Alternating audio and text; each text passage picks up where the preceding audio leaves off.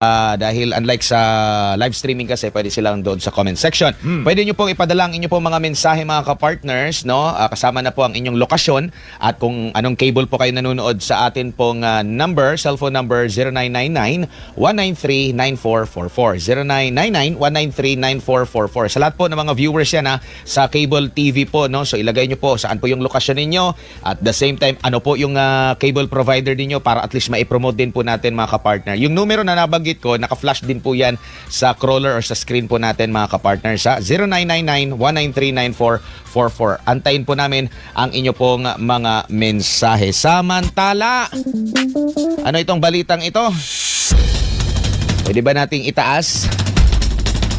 Mariing itinanggi po ng pamunuan o pamumuno ng Senado ang aligasyon ng umano'y 17.7 bilyong pisong pork barrel na ipinasok po sa panukalang 2026 national budget.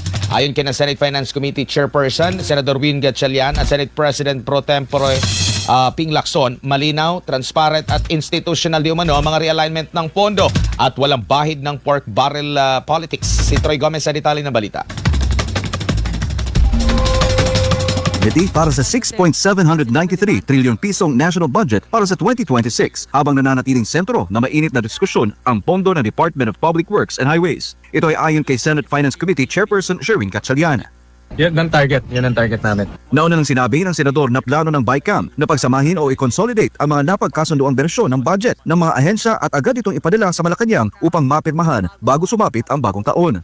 Next ng BICAM is putting the budget together, yun ang physically and also computation-wise. So that's why kanina nag-usap kong media about the schedule because we want to transmit this to Malacanang enough time before the New Year's kasi ang cut-off is New Year's. So kaya naman. Noong Martes, sinabi ni House Appropriations Committee Chairperson Micaela Swansing na may 11 pang ahensya ang hindi pa natatalakay ng BICAM. Kabilang na dito ang budget ng Department of Public Works and Highways o DPWH. Sa ngayon, inaprubahan na ng BICAM ang panukalang 2026 budget ng Department of Education, Department of Health, Department of Agriculture, Department of Interior and Local Government, Department of Transportation, Department of Foreign Affairs, Kongreso, Office of the Vice President at Office of the President bukod sa iba pang ahensya. Kaugnay nito'y sinabi naman ni Senator Sherwin Gatchalian na posibleng maibalik ang 2026 budget ng DPWH. Ngunit mas mababa sa naunang hinihinging halaga ng ahensya. Sa isang panayam sinabi ni Gatchalian na inaasang mas mababa na sa 45 bilyong piso ang posibleng maibalik matapos magsumite ang DPWH ng mas detalyadong cost components tulad ng logistics, hauling, indirect cost at iba pang gastusin upang maging mas makatotohanan ang costing ng mga proyekto. Mas less kasi finactor in nila yung logistics, hauling, indirect cost, tsaka iba pa mga cost to make it realistic. Kasi nga yung argument ng DP hindi siya implementable dahil yung binigay sa amin too general raw yung number. So ngayon may rami ng details. So obviously liliit na yung savings na 45 billion na kinumpute lang. Yes. Sa ngayon patuloy pang isinasapinal ang budget ng DPWH. Okay naman, pina-finalize mo nga ngayon pa pero okay naman, so far so good. Naunang nagbabala si DPWH Secretary Vince Dizon na ang paglalapat ng Construction Materials Price Data o CMPD-based cuts sa humigit kumulang 10,000 proyekto sa General Appropriations Bill ay maaaring magresulta sa mga kontratang hindi na maisa sa katuparan habang patuloy ang BICAM sa pagbusisi sa huling bahagi ng panukalang budget. Para sa Diyos at sa Pilipinas kung mahal, Troy Gomez nag-uulat, SM9 News. Samantala, maiba lang tayo ng topiko po mga kapartner. Isang geopolitical analyst muli po nating makakasama ngayon pong gabi, si Professor Ana Malindugoy. Prof, maupay na gabi, maing gabi, Admar Villando po kasama si MJ Mondihar dito po sa SM9. Merry Christmas, ma'am. Merry Christmas to both of you at sa ating mga kababayan na nanonood ngayon. Maraming salamat sa pag-invite niyo sa akin at saka, yes, ano yung topic na pag-uusapan pala? Marami tayong topic po, ma'am, kagaya po ng 500 peso na Noche Bende po. Ang topic po natin ngayon, ma'am, is ito pong unahin ko lang muna yung mainit ngayon doon po sa Australia kasi sa investigation po ng local authorities doon, nabanggit nga, no, mismo sa press conference pa, nabanggit na pumunta nga dito sa Pilipinas bago ang pangyayari na pamamaril doon sa Bondi Beach nitong mag-ama, which is kinonfirm din ng Bureau of Immigration na halos isang buwan ba nandito po sa Pilipinas. Ano pang nakikita nyo po dito maring epekto po nito, ma'am? sa mga, lalo na dito sa atin pong bansa, kasi kanina nakapanayam ko si Dr. Michael Bato, ang sinasabi din niya posibleng malaking epekto naman ito sa atin pong turismo, no? Kasi nga parang ang connotation kasi nito is parang bumalik na yung terorismo ba, ganun na yung mga mga kumakalat na mga information. Well, in fact, wala pa namang final talaga na resulta ng investigation kung anong ginagawa nila dito sa Pilipinas. Oo, maraming ang nag-send sa akin ng mga messages and information sa ating mga kababayan dyan and even from abroad tungkol sa issue na ito at yung mga news clippings at sinisend nila sa akin. Pero hindi ko, to be very frank, hindi ko pa ito nababasa, kumbaga napag-aaralan mabuti kung ano ba talaga ang issue. Well, alam ko yung issue, but what I mean is more on deeper analysis about the matter and looking at kung paano ito magkakaroon ng impact sa Pilipinas. Kasi nga, ang sinasabi nga nila, sabi mo Admar, pumunta yan dyan, tapos before nangyari yung ginawa niya na babaril siya, naging siya, kumbaga criminal na siya, diba? Pero sa akin kasi, when you talk about yung impact na, especially yung optics na sinasabi nga na before niya ginawa yung krimen, nasa Pilipinas siya, hindi natin alam kung anong ginagawa niya at bakit sa Pilipinas siya nagtago or bakit siya nandun before niya gawin yung karumal-dumal na krimen na ginawa niya sa Australia. Pero if you really ask me, at the top of my mind, nung malaman ko yung issue na to at yung mga news na sinisend sa akin para lang ma-inform siguro ako kasi hindi nga ako nagre-react sa issue na yan at the moment kasi nga pinag-aaralan pa. Ang sa akin kasi, tama naman si Dr. Bato na when you talk about optics, hindi maganda, lalo na sa labas ng bansa na nakikita nila na ang isang kriminal nasa Pilipinas at nagtago sa Pilipinas or doon nagpunta sa Pilipinas at nagstay before siya gumawa ng ganyang krimen sa ibang bansa. So para kasi ang lumalabas niyan, harboring terrorist or harboring criminal, ganun ang dating kasi. I'm not saying na ganun talaga ang nangyayari, pero yun kasi yung optics kapag ikaw ay nasa labas ng bansa at ikaw ang nakakakita at nakakabasa ng mga news na ganito. So in a way, when you talk about impact, isang impact nga naman dyan is turismo kasi syempre yung mga tourists na gustong pumunta sa Pilipinas, lalo na, of course, the foreigners, syempre magdadalawang isip sila. Bakit may ganon? Bakit ang Pilipinas is may sitwasyon na ganito nangyari? At this is not the first time kasi yun yung problema. This is not the first time. Parang a repeat of what happened before. So, isa yan. And on the other hand, nag-worry ako sa turismo siguro dahil nag-gain at nagkakaroon tayo ng income from tourism at mahina ang turismo ng Pilipinas right now, especially when you talk about foreigners na gustong mag-visit sa Pilipinas kasi hindi lang dahil dyan sa issue na yan, kundi marami pa, lalo na dun sa political instability na nangyari sa bansa. But ang mas nag-worry pa ako is the fact na ang foreign direct investment natin or foreign direct investors na pumapasok sa Pilipinas ay pababa ng pababa. Tapos biglang may ganito kang news na lumabas lately, tapos ang optics, especially sa media, is nasa Pilipinas. Nagpunta sa Pilipinas, dyan muna sa Pilipinas, tumira o nagtago ang isang kriminal na kung saan after niyang lumabas ng Pilipinas, may ginawa siyang krimen sa ibang bansa na karungal-dumal. Kung titignan mo kasi yung yung impact niyan when you talk about optics, hindi maganda talaga sa Pilipinas. So, nag-worry ako na baka ang mga foreign investors ang pagtingin sa Pilipinas, naku, ayan na naman ang Pilipinas.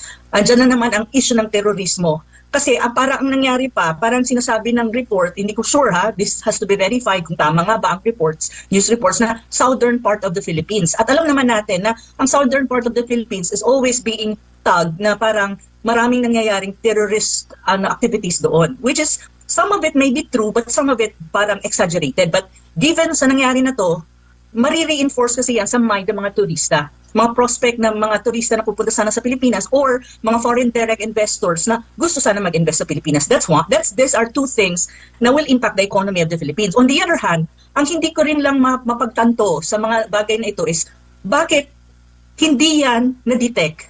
Yun yung nasa isip ko right now .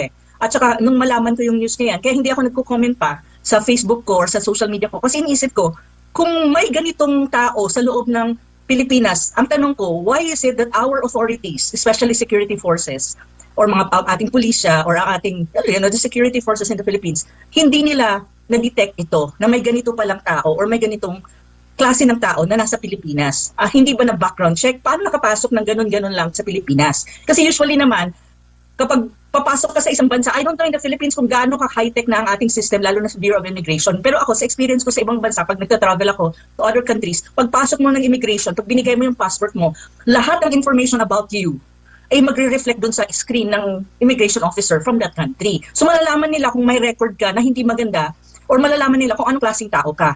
At tinatanong ka rin kung estudyante ka ba, anong ginagawa mo dito. Talagang ganon. Especially kapag foreigner ka na hindi nila alam kung anong business mo, kung bakit ka nandyan sa bansa nila o pupunta sa bansa nila. So doon ako nagtataka na parang bakit hindi ito nasa radar ng security forces ng Pilipinas at bakit wala tayong alam. Tapos bigla na lang, boom, sa Pilipinas pala siya nagpunta at sa Pilipinas pala siya nagstay before siya gumawa ng hindi maganda sa Australia. So yun yung mga bagay na naglalaro sa isip ko na kaya sinasabi ko nga, ano nangyari? Bakit parang may lapse on our side? Kasi may lapse din sa side natin eh.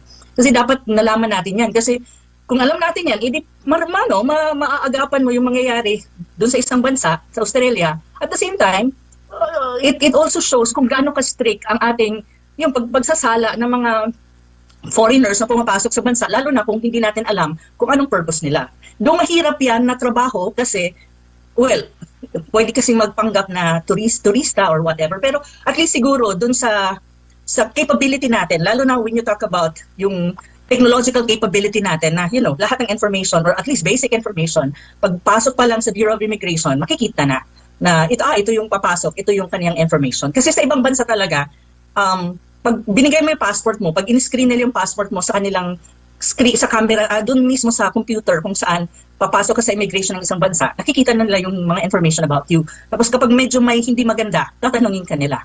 So may ganun.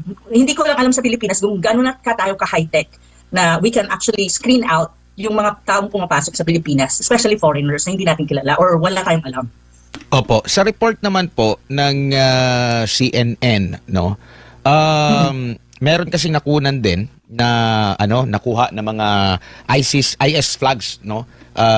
Sa vehicle na nakarehistro doon sa anak na suspect nga, no? And at the same time, sabi daw ng ang sabi kasi dito sa artikulo ng CNN, Australian counterterrorism officials believe the pair underwent military-style training while in the southern Philippines last month. No? Public broadcaster ABC reported on Tuesday. So kinukot din ng CNN ang ABC na alam naman natin na meron tayong history ng mga ganyan, no? Dito sa Pilipinas. No, ngayon meron namang comment itong si acting mayor Baste Duterte, no? Kasi nga na-mention nga yung Davao na yung last na niya bago pumunta dito sa Manila, bago ang biyahe niya papuntang Sydney. Ang sabi niya kahapon, ladies and gentlemen, Davao City has entered the global scene with the United States narrative engineering plan through the use of Philippine mainstream media and Western inclined as casing PH or Philippine politicians. Congratulations! Just kidding. I'm just guessing. No. Ano pong take niyo po rito, Prof? Well, kasi ang mahirap, ang nabasa ko kasi sa mga news, I think the international news, no? Kasi to be very honest din, yung news sa Pilipinas, sometimes kasi hindi ko siya, yung mga news na mga ganito, parang sometimes I need to double check with the international news, especially kapag mga ganito, kasi may counterpart yan na international news eh. Ang nakita ko kasi sa international news, not necessarily pinangalanan na Davao City. Ang sabi, southern part of the Philippines. So nung nabasa ko yun, sabi ko, possibility-wise, mayroon. Kasi hindi naman not necessarily Davao City, but the southern part really of the Philippines. I'm not referring to Davao City per se. Mayroon naman talagang history ng tinatawag mong terorismo. At kahit naman nung panahon ni PRRD, nakita naman natin kung ano nangyari sa Mindanao na, ano ba yung lugar na yun na naging Marawi ba yun? Na naging battleground ng between the AFP at saka ng mga terrorist groups. So in a way, may ganun talaga na history. Pero so far, dun sa mga nabasa ko na international news on this very specific issue, wala namang nakamention na Davao City. Ang nag-mention po, Prof, sa kanila, southern lang. Pero nung sa counterpart sa immigration, nabanggit kasi ang Davao, which is Davao kasi nandun yung airport. So may papakita mo yung passport mo. So talagang malalaman kung ito ang last na nito bago pumunta ng Maynila papuntang Sydney is Davao. Oh, yun yung nila. Davao Airport. Circumstantial 'yun. Circumstantial 'yun. So hindi ako as far as I'm concerned, if I will be the one analyzing the issue and even investigating it, hindi circumstantial ang Davao City precisely because andun yung airport niya. But ang tanong kasi diyan, saan ba talaga naglagi yan? At saka, bakit hindi na-detect ng security forces natin? Kasi kung ang report ng CNN and other international news is nagkaroon ng military training yan, ang tanong, sino nag-training dyan? Paano nagkaroon ng military training? Sino ang gumawa at nag-conduct ng training. That's even the case. That's even something that, our security forces and even the government of BBM should investigate para hindi na ito maulit-ulit. Pero ang tanong ko, anong ginagawa ngayon ng gobyerno para, to look into this matter? Kasi it's one thing na nag-report ang CNN and other international media na ganito nga ang ginawa ng taong yan sa Pilipinas, nag-training siya and blah, blah, blah. Pero it's another thing for the government of BBM to actually verify and actually to respond to the issue. Kasi kahit wala na yung taong yan dyan, kahit ano pang nangyari sa kanya nung gumawa siya ng krimen at ng terrorist act sa Australia, still, the most important question for the Philippines is for this kind of people na hindi na ulit makapasok sa Pilipinas or kumbaga maiwasan ulit ang mga ganitong pangyayari. Kasi though hindi siya gumawa ng krimen sa Pilipinas, ang tingin ng mga tao, lalo ng mga yung mga outside of the country, mga foreigners, is parang nangyayari, ang Pilipinas is a training or a breeding ground for terrorist people. Yun kasi yung optics dyan eh. I'm not saying that is true, but what I'm saying is, pagdating mo sa ibang bansa, kapag nasa labas ng bansa ka, pag maririnig mo yung mga tao, yun yung tingin nila na parang nagiging breeding ground ang Pilipinas ng mga terrorist personality. So sa akin, ang mas magandang tanungin then on the part of the government, how do you respond to this kind of issue? Kasi nangyari eh. So yun. Pero I don't also believe na just because ang last point niya is Davao City, sa Davao City siya nagstay. Because that will be very, very, if you really look at the situation, pag ang claim nag-military training ka, saan ka mag-military training sa Davao City? It's a city. Usually military training, especially when you talk about this kind of activities, terrorist act, very, ang tawag nito, guerrilla kind of activities. Kasi guerrilla yan, ibig sabihin, tawag nito, UG, underground, ang dating yan eh. So you don't do that in a city. You do that in some areas na medyo walang tao at medyo remote, and ganun, remote area. So I don't believe na nasa Davao, dyan naglagi sa Davao City. But I would say na based on BI, Opo. dumaan siya ng Davao City para mag-transit papunta ng Sydney. Pero that doesn't equate na ang Davao City ang nag-harbor ng tulad niya. I don't think so. If you really understand ang mga ganitong bagay, kung naiintindihan mo ang isang tao, hindi city ang gagawa ng military training for someone being suspected as a terrorist. Usually, it's being done in areas na remote, wala masyadong tao, at malayo sa radar. Ganun yan. Maibada, ulit ako ng topic. Si Russian President Vladimir Putin, hinahabol na yung ICC judges eh. Anong tingin mo dyan, Prof? Kasama si Karim Khan ng International Criminal Court, yung prosecutor na ngayon po ay naimbestigahan dahil po sa mga issue ng sexual abuse. Hindi lang ang Russia actually ang may ruling na aarestuhin nila ang ilan or one of those ICC judges, at even I think the United States mayroon silang imposed na sanctions sa ilang ICC judges. Ang implication kasi ganito, ibig sabihin ang ICC is losing ground. Ibig sabihin the ICC is also losing credibility. Kasi take note, dalawang Russia is a superpower in terms of military, not necessarily in economics, pero you look at two major powers na hinahabol ang ICC judges. So makikita natin na actually ang ICC is losing its ground, and at the same time nawawalan na rin siya ng credibility. Kasi kung titignan mo, may isang bagong bansa ang gustong umalis, at I think nag-file na sila ng kanilang petition na aalis na sila sa ICC, and that's Venezuela. So ganito may credibility crisis kasi talaga ang ICC, not only now but even before. Pero kasi one thing that you have to remember though, si Putin kasi ay warrant of arrest na inisyu ang ICC, but actually Russia is against it. So syempre they will do a move against the ICC. On the other hand, ang reason naman ng United States on trying to put ay may kinalaman naman sa investigation ng ICC at sa United States to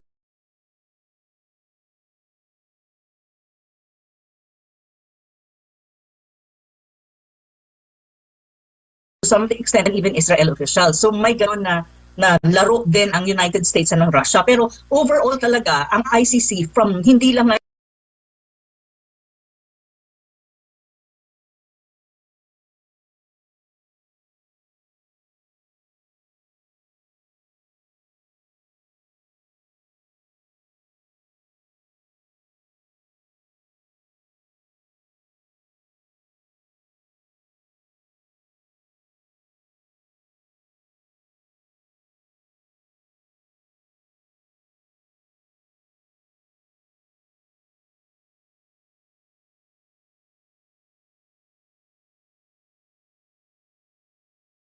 ngayon, even before, may credibility crisis na talaga siya. Kasi ang problema ng ICC, selective justice ang dating niya. Na kapag halimbawa,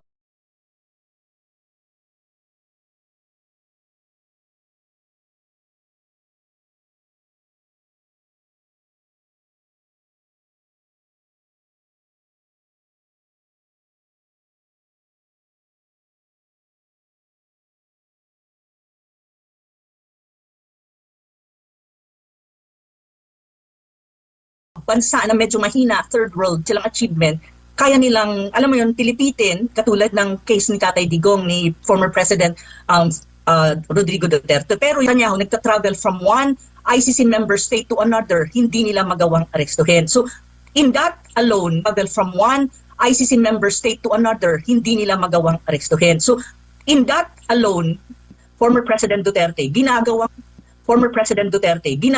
trophy ng ICC para lang may masabi siya na, look, mayroon kaming achievement. Look, mayroon kaming achievement. Look, mayroon kaming tao dito na tinatrial, na kaming tao dito.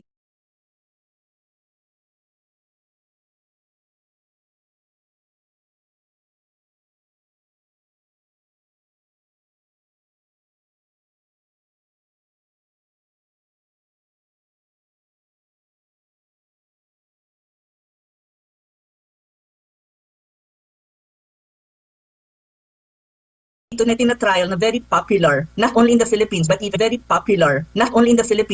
across the world. So, see, kasi may mga sanctions na nga. So, ganun yon. Kaya, from before and until now, talagang may credibility crisis siya. Kasi maraming bansa, actually, ang ngayon, nag-iisip na umalis na sa ICC. The more na mawawalan ng member states ng ICC, the more na mawawalan na yan ng credibility, and at the same time, in a matter of time, baka nga ma-dissolve pa yan if wala na talaga, kung isa-isang mag-aalisan ang member states niya. Pero one thing that you have to remember, na hindi nila naiintindihan, na sila din actually, in history, marami silang nagawang human rights violation. Pero back up yung ICC na yan. Very happy with ICC. So, ganun yung ganun yung dynamics dyan. So ako, well, pero at the end of the day, we should not be, ang ano ko lang dyan, caveat ko lang, parang reminder lang sa ating mga kababayan, at caveat din, na it's my sanction on the part of Russia.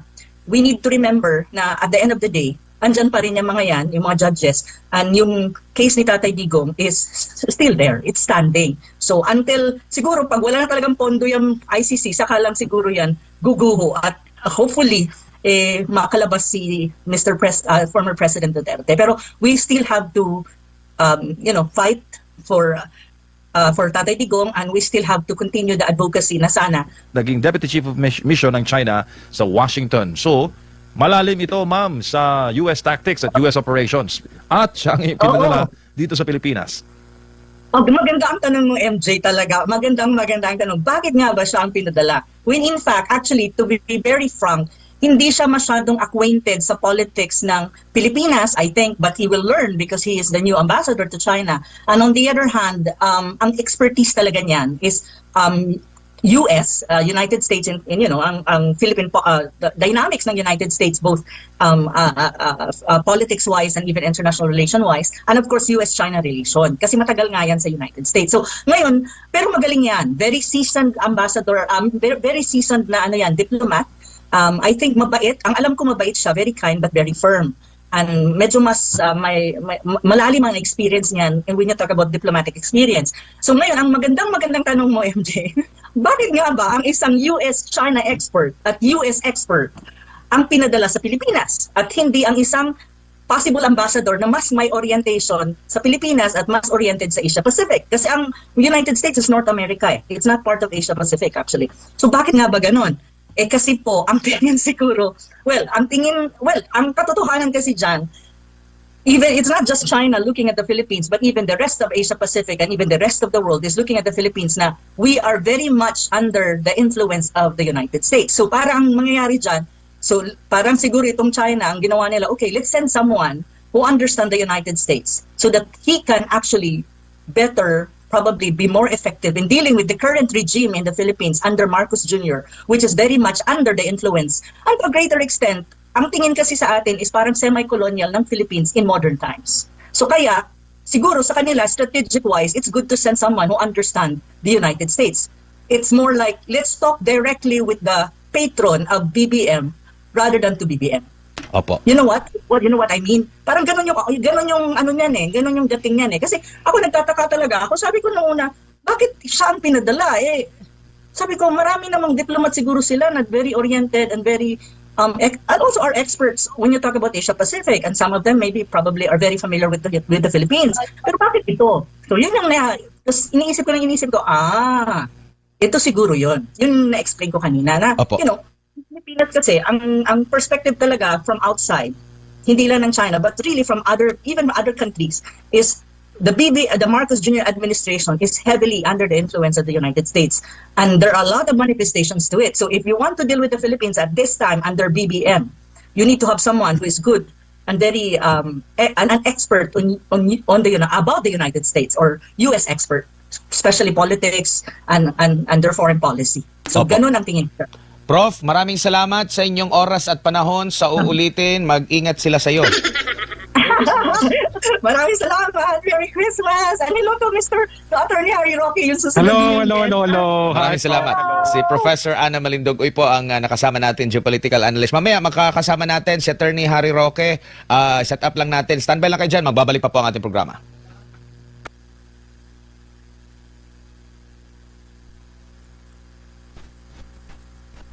Nightline News with MJ and Amar.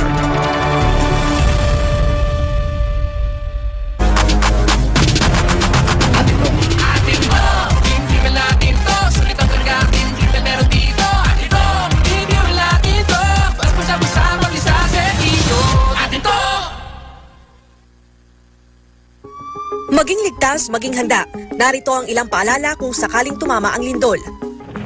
Maghanda ng emergency kits na may lamang flashlight, pito, first aid kit, tubig at pagkain. Alamin ang emergency exits sa inyong bahay, paaralan o opisina. Habang lumilindol, magtago sa ilalim ng matibay na lamesa upang maprotektahan ang sarili sa mga nahulog na bagay. Lumayo sa mga bintana at mabibigat na gamit na maaaring mahulog. Kung ikaw ay nasa labas, lumayo sa mga gusali, puno o poste na maaaring matumba. Kung ikaw ay nagmamaneho, itabi at ihinto ang sasakyan at lumabas. Pagkatapos ng lindol, gamitin ang hagdan sa paglabas ng gusali at huwag gumamit ng elevator. Maging alerto sa aftershocks at manatili sa open space kung kinakailangan. Maging ligtas at maging handa sa anumang sakuna. Ang paalalang ito ay hatid sa inyo ng SMNI.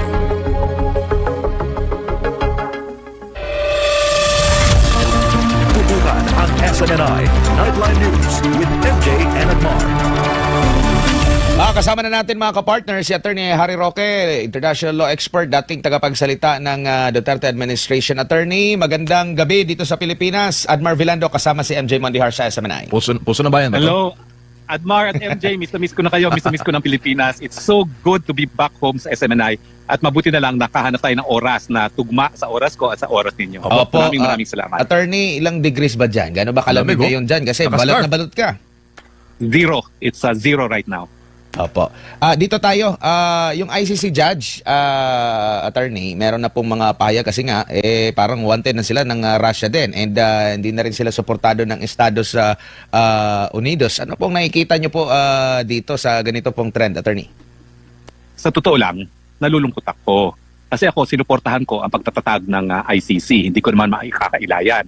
Dahil lang sabi ko, sa panahon na talagang mayroong mga gera, digmaan, importante na yung mga tao na protektado ng international humanitarian law o yung batas na umiiral sa panahon ng digmaan ay mabigyan ng proteksyon, at kapag meron lumabag sa mga proteksyon na binibigay ng batas sa mga sibilyan, sa mga manggagamot, sa mga religious leaders, dapat merong hukuman na magbibigay ng katarungan. Kaya lang, ang ICC linabag mismo yung basihan kung bakit ilang mga bansa ay kinilala ang kanyang jurisdiksyon. At ito nga yung pagpayag nila na kilalanin ang jurisdiksyon ng ICC. No? Sa kaso ng Pilipinas, nakikita natin na umalis na tayo, and yet nagpursige sila ng pagsasampa ng kaso. Sa kaso ng Russia, kaya galit na galit sila, ni minsan hindi naman sila pumayag na magkaroon ng jurisdiksyon ang ICC, and yet inisyuhan ng warrant of arrest. At ngayon naman, hinusgahan yung prosecutor at ang mga judges ng Russia sa kanilang hukuman. No? Dahilan para kahit kailan, pwede na siguro madukot yung prosecutor na yan at yung mga judges para maikulong sa Russia. No? So malungkot ang pangyayari. Pero ang ICC din ang dapat sisihin sa mga pangyayaring ito dahil nga hindi nila kinalimutan nila na ang basihan talaga ng jurisdiksyon ng hukuman ay pagpayag ng mga bansa na kilalanin ng jurisdiksyon ng korte. At dahil siya nagpipilitan ngayon, dahil siguro mawawalan sila ng trabaho kapag hindi kilalanin ng jurisdiction ng mga bansa, ayan, nagpupumilit sila na litisin si Tatay Digong bagamat tayo umalis na ng ICC at ngayon naman, pinipilit nila na litisin si President Putin na ni minsan hindi naman naging kasapi ang Russia sa ICC, gaya ng Amerika at gaya rin ng bansang China. Opo, ano pong maaring masamang implikasyon o buting implikasyon nito po kay former President Rodrigo Duterte at sa iba pa na inaakusahan po dyan po sa ICC,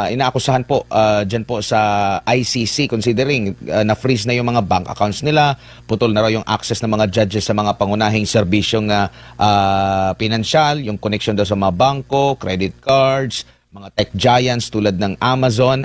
Ano po ang masasabi niyo po, Attorney? Well, nung minsan ako'y nag-vlog, no? At sabi ko, 3 pamamaraan ang pwedeng maging dahilan para mapalaya si Tatay Digong. No? Unang-una, yung desisyon ng appeals chamber sa argumento ni Tatay Digong na wala ng jurisdiction ng ICC kasi yan ay didesisyonan pa ng appeals chamber.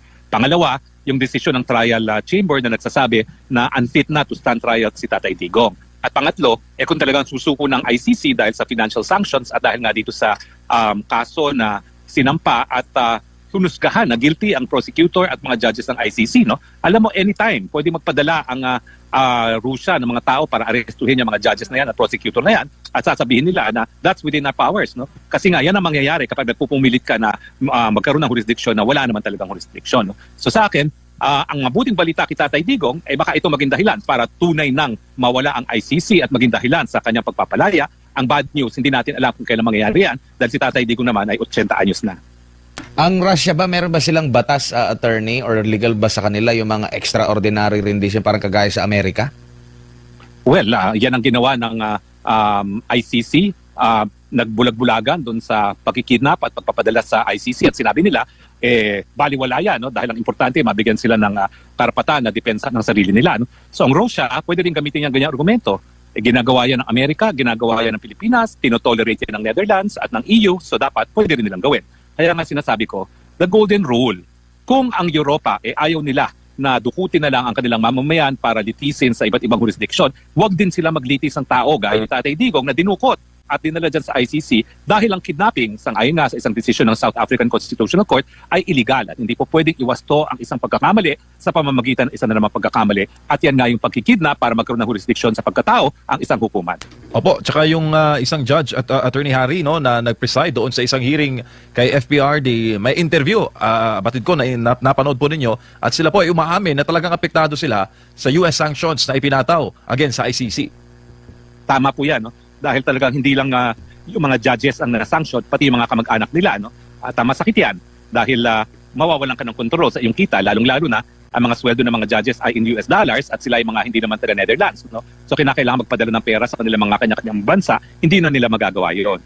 Pero talagang masakit na nangyari sa kanila kasi wala na silang Google, wala na silang computer programs man lamang, ang kanilang email, proton mail, no? Pero mahirap talaga ang kanilang kalagayan ngayon at kaya nga ako, sinasabi ko bilang ng araw ng ICC, hindi na yan po pwede magpatuloy at sana nga lang, tunay ng pumanaw ang ICC sa lalong mabilis ng panahon nang mapauwi pa si Tatay Digong na 80 na nga po. Opo, pero still, kumikita pa rin sila for now, Attorney, yung ICC. Siyempre, in fact, yan ang dahilan kung bakit linilitis nila si Tatay Digong dahil kung wala si Tatay Digong, wala na silang lilitising kaso.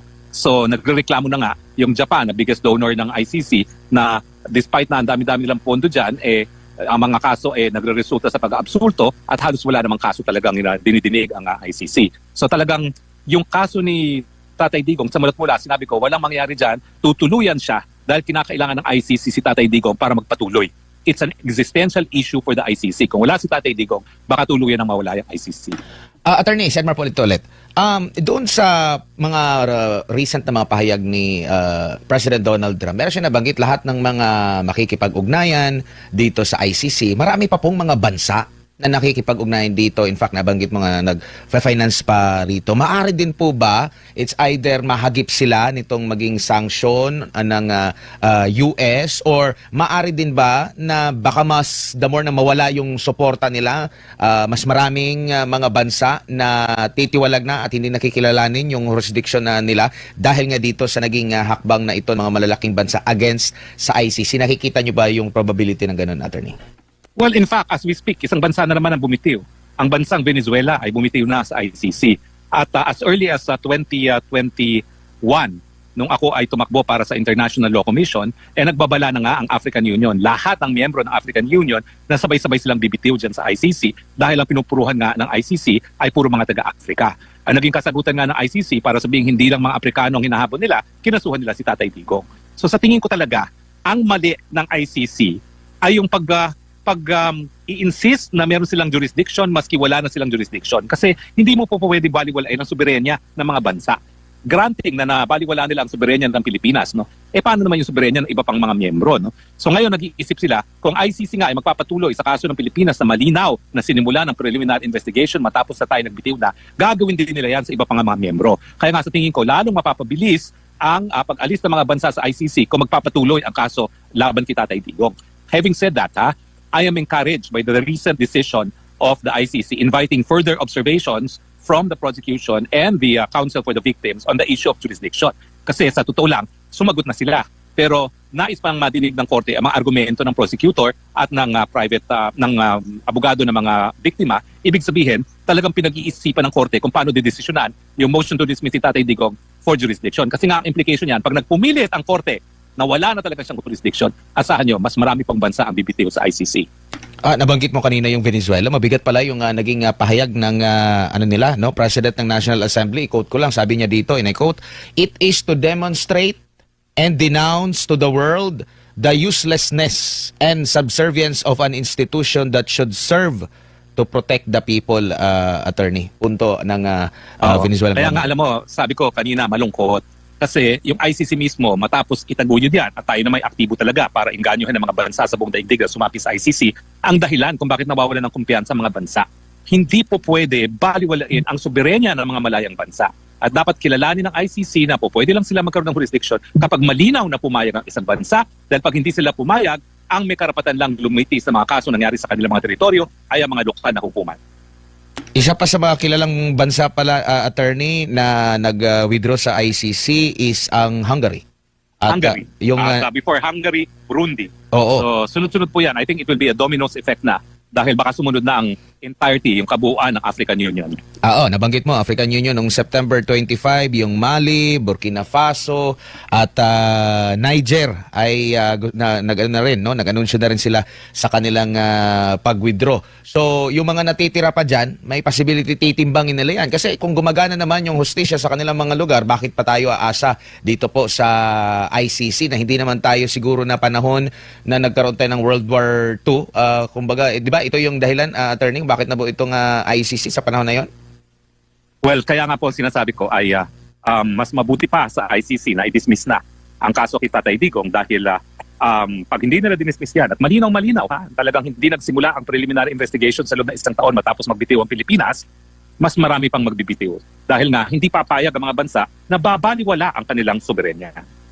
Attorney, may iba lang po ako ng topic kasi kayo po ay kabilang po doon sa nagsulong sa universal healthcare, no, attorney. Ano pong masasabi niyo po dito po sa kontrobersyal na marami din pong pumapalag na parang health pork barrel daw na MAIF, no, kung saan magbibigay ng guarantee letter at mas nito mga nakalipas na buwan under sa taon under sa kasalukuyang administration, either mas mataas ito kumpara sa PhilHealth na pondo o di kaya ay mas napaglalaanan ng malaking pondo. Like ngayong taon, next year, meron na namang mataas na pondo, pero ang mga politiko po, bago ka makatanggap nito, yung sinasabi po ng mga tutol dito, dapat dumaan ka sa politiko. Marami naman ang nagsasabi na dapat doon na lang ilaan ng mga pondo para dito sa universal healthcare, sa PhilHealth, under sa PhilHealth, attorney.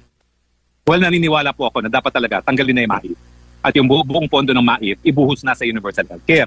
Having said that, alam mo naman ang ginagawa ng administrasyong Bangag, no? Ginagastos para sa tulay na meron ng pondo galing sa mga gobyernong dayuhan. No? So sa akin, ideally, in a perfect world, kung wala ang Bangag administration na corrupt, dapat talaga mapunta yan sa universal healthcare.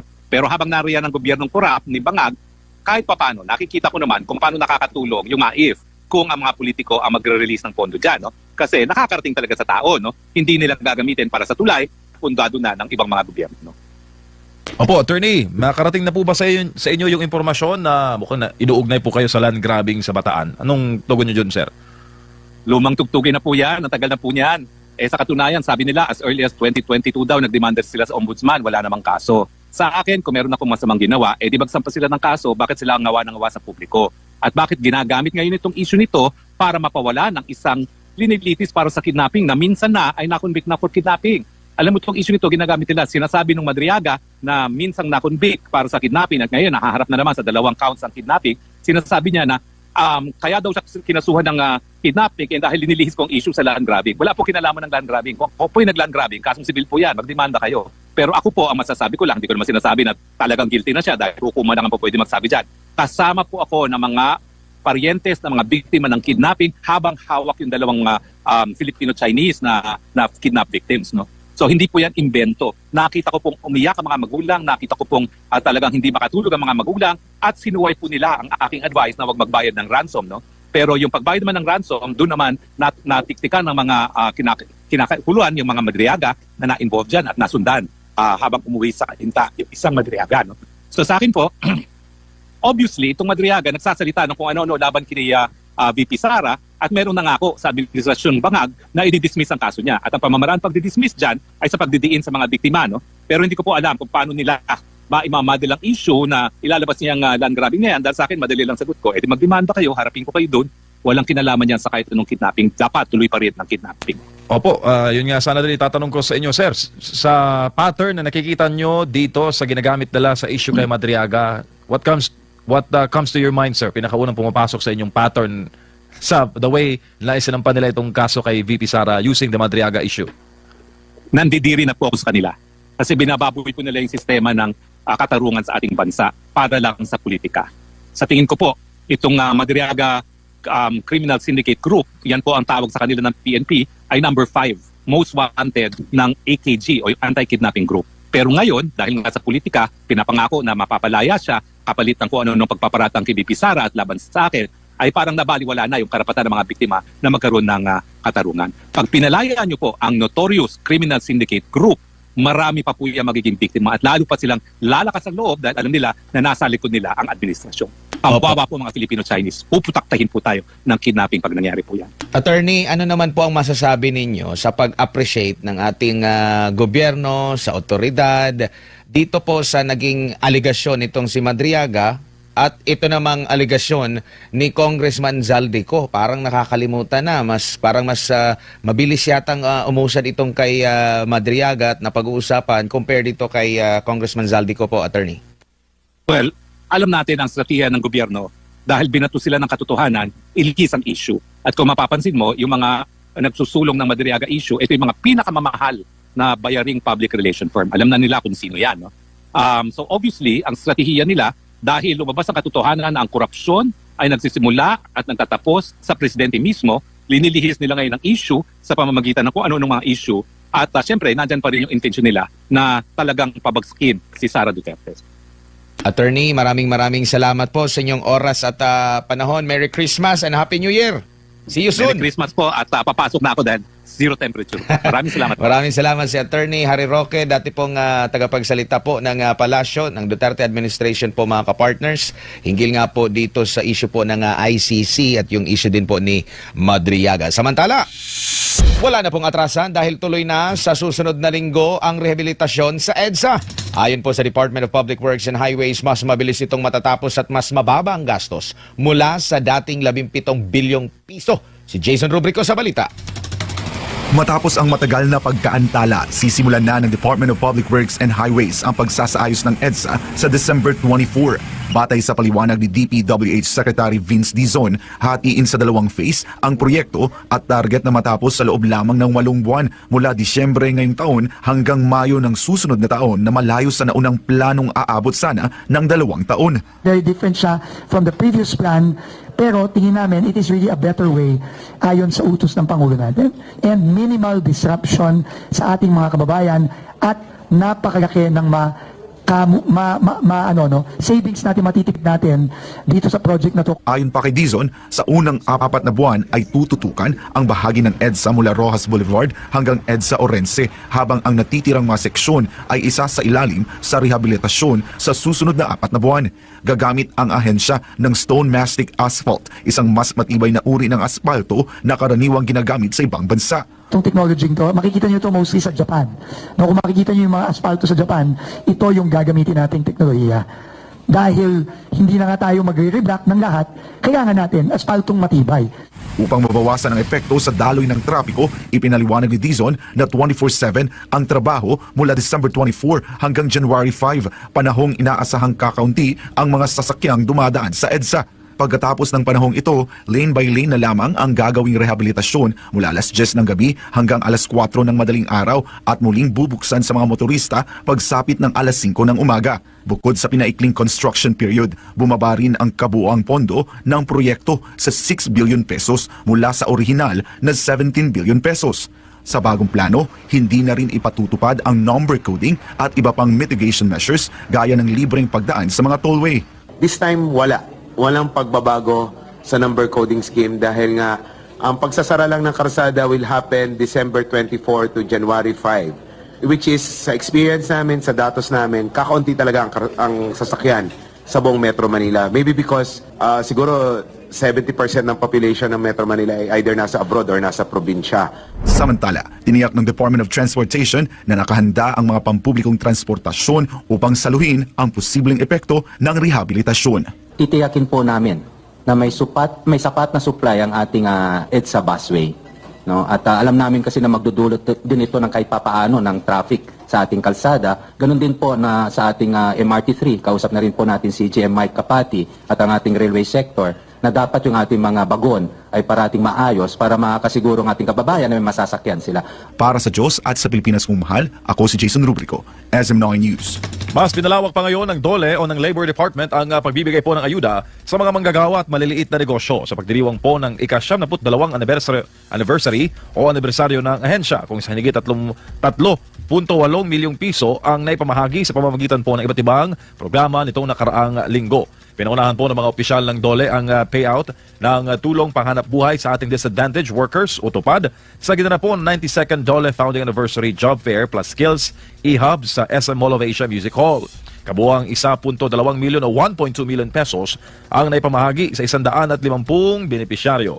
Bukod dyan, nagkaloob rin ang DOLE ng higit 2.6 na milyon o 2.6 million na subsidy sa 5 micro, small and medium enterprises o MSMEs sa ilalim ng DOLE Adjustment Measures Program upang matulungan po ang mga negosyong apektado ng iba't ibang hamon sa ekonomiya. Sa temang Tatak DOLE sa Bagong Pilipinas, serbisyong tapat at nararapat para sa lahat, muling pinagtibay po ng DOLE ang pangako nitong lumikha na mas maraming trabaho at oportunidad at mapabuti ang kalidad ng buhay ng mga manggagawang Pilipino. Samantala, kasabay pa rin ng inaasahang pagdagsa ng mga biyahero ngayon pong panahon ng holiday, nag-deploy na po ang Philippine Ports Authority o PPA ng 3,000 security personnel para po matiyak ang kaligtasan ng publiko, mga pasahero. Ayon po kay PPA General Manager Jason Tiago, epektibo ang mas maigpit na seguridad sa lahat ng pantanlan sa bansa simula noong Disyembre 15. Kabilang sa tututukan ng mga ito ang X-ray machines at pagpapatrolya ng K9 units 24/7. Ipinaalala rin ito ang mahigpit na pagbabawal sa pangungolekta ng karagdagang insurance fee sa mga pasahero sa ilalim na rin ng PPA Memorandum Circular No. 06/2010. Hindi rin naniningil ang PPA para sa mga door-to-door na kargamento. Inaasahan naman ng PPA na papalo sa 4.6 na milyon o 4.6 milyon ang bilang po ng mga biyahero sa mga pantalan hanggang Enero 5 ng susunod na taon. Samantala, tiniyak na Malacanang na hindi maapektuhan ang supply ng tubig kahit nagbago ang pamunuan ng Prime Water Infrastructure Corporation. Yan ang balita ni Creseline Catarong. Sa Palace briefing itong Miyerkules, sinabi ni Palace Press Officer Claire Castro na regular na nag-uulat kay Pangulong Ferdinand Marcos Jr. ang Local Water Utilities Administration ng LUA sa pangunguna ni Administrator Jose Moises Salonga hinggil sa mga hakbang nito upang tugunan ang mga hinaing ng mga consumer. Ayon kay Castro, naghahanda ang LUA ng isang memorandum circular na magsisilbing gabay upang maiwasan ang anumang pagkaantala o pagputol ng serbisyo ng tubig. Ayon po kay Attorney Joyce Salonga, maglalabas sila ng memorandum circular this month para hindi maputulan ng water service ang mga concessionaires. Ang mga consumers po ay hindi dapat singilin kung wala naman po talagang serbisyo na ibibigay ang Prime Water. Sinabi rin ni Castro na patuloy na susuriin ng gobyerno ang posibleng kakulangan at pananagutan ng Prime Water, lalo na't ang Lucio Co Group na ang humalili sa pamamahala mula sa Villar Group. ang mga lapses or liabilities ng Prime Water as the management, kung ano po ang kanilang maaaring mga kakulangan o naging liabilities ay dapat pong mapanagot. Depende po ito sa pagiging reports or mga dokumentong maiipon para mapakita kung meron mang liability ang Prime Water. Una nang tiniyak ng Malacanang na bibigyan ng due process ang Prime Water sa isinasagawang investigasyon kaugnay ng umunoy mahinang serbisyo. Para sa Diyos at sa Pilipinas kung mahal, ito si Creseline Catarong, SMNI News. Samantala sa iba pang mga balita mga kapartners, magiging maganda ang pagpasok ng bagong taon. Ay, sana all. Para sa mga manggagawa sa pribadong sektor at mga kasambahay sa Mimaropa Region. Sa anunsyo po ng National Wages and Productivity Commission o NWPC, epektibo simula 1 ng Enero ng susunod na taon ang aumento sa sahod. Mula sa 430 pisong minimum wage ng mga establishmento, may higit 10 manggagawa at 400 at 4 na piso. Ulitin natin mula sa 430 pisong minimum wage ng mga establishmento na may higit 10 manggagawa at 400 at 4 na piso sa mga establishmento na hindi lalampas sa 10 ang mga manggagawa ay magiging 455 piso, 455 pesos na po ang arawan nilang sahod. Madaragdagan naman ng 500 piso ang buwan ng sahod ng mga kasambahay sa naturang rehiyon. Mula sa kasalukuyang 6,000 at 500 piso ay magiging 7,000 at 7,000 piso na ito simula po ng susunod na taon. Samantala, sa iba pa natin dito mga kapartners, bago lang tayo magtapos ibatiin muna natin ang ating mga kababayang nakipagpuyat din sa atin. Si Arroyo Janeta, dyan po sa Taiwan, Lola Bing of Denmark. Maraming salamat silent viewer daw siya. Ngayon lang yata ito siya nag-comment. Si Marjorie Combista, si Boss Bell, dyan po sa Tambulig, Zamboanga del Sur. Si Marieta Ortega, maraming salamat. Arcilia Zinea ng Hong Kong. Si Jenny ng Kuwait. Crescenciano Prado ng Las Piñas. Si Kyoko Sudo, maraming salamat sa panonood. Jeb Rivera, 56329 ng okay, saan bang lugar ito? Jeb Rivera, tapos na to. Si Yolanda Shoji ng Japan. Emma de Castro ng United Kingdom. At sa napakarami pa dito sa Pasig, si Lenny Sevilla, maraming salamat sa Pasig. Si Aling Vicky Mix ng Hong Kong. Si Jane ng Taiwan, maraming salamat. Marefe Bautista ng Hong Kong, maraming salamat sa panonood. Samantala, si Romel Livid dito po sa Nightline News Facebook at si Maria Bush at si Bibi Girl. Good evening. Tulog na si Bibi Girl. Si Joe Piamonte from Hong Kong. Nanonood sa atin ngayon si Ismailita Arzadon ng Singapore. Maraming salamat. Si Teresa de Soledad ng Hong Kong. Marieta Ortega. Snacks time na, Admaran MJ. Matutulog na kami. Bukas na. Bukas na yung snacks na yan. Sumayin niyo po ang programa SMNI Nightline News. Pero bago lang muna yan, ilang araw na lang bago magpasko. Bate po sa aming malalimang pag-aaral, 8 araw na lamang. Pasko na naman. Merry Christmas po sa inyong lahat po, mga ka-partner. Sumayin niyo po ang programang SMNI Nightline News ngayon pong gabi ng Miyerkules. Samahan niyo po ulit kami bukas dito pa rin sa SMNI News Channel. Sa pangalan po ng buong pwersa ng SMNI, patuloy po kami tinititigil sa paghahatid po ng mga balita at impormasyong totoo, tunay na public service at maging totoong boses ng bayan para sa Diyos at sa Pilipinas nating mahal. Maraming salamat. Magandang gabi sa lahat.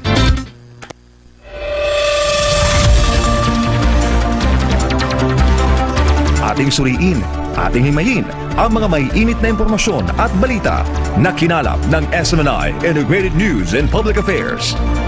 Ito ang SMNI Nightline News with MJ and Admar.